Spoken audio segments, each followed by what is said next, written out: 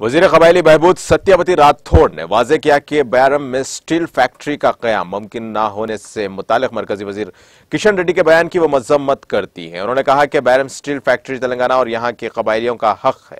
उन्होंने एमएलए रेडाया नायक के साथ मीडिया से बात करते हुए याद दिलाया कि इस वक्त की यूपीए हुकूमत ने एपी तंजीम में नौ कानून में इस फैक्ट्री का तेलंगाना से वादा किया था। माहिरीन की कमेटी ने पहले कहा था कि बैरम में स्टील फैक्ट्री के लिए हालात मौजू हैं। उन्होंने कहा कि बैरम में 100 से 150 साल के लिए खाम स्टील के काफी जखायर मौजूद हैं। उन्होंने सवाल किया कि क्या किशन रेड्डी ने मरकजी वजीर बनने के बाद तेलंगाना के लिए कोई कारआमद काम किया है। राठौड़ ने मुतालबा किया कि किशन रेड्डी अपना बयान फौरी वापस लें। उन्होंने कहा कि एपी तंजीम नौ कानून में तेलंगाना से किए गए तमाम वादों पर अमल किया जाए, ताहम मरकज उस पर मुतासिबाना अंदाज में काम कर रहा है।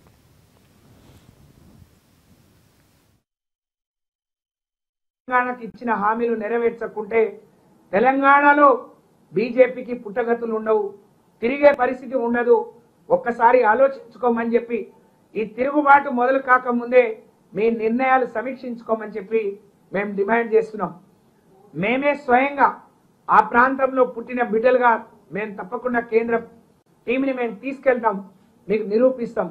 60% మరి అది ఉపయోగంగా ఉంటుంది. ఇంతకంటే అధ్వానంగా ఉన్న వాటిని మీరు ఎప్పుడో 60+ ఎఫ్ఈగా మరి అది నిర్ధారణ అయింది.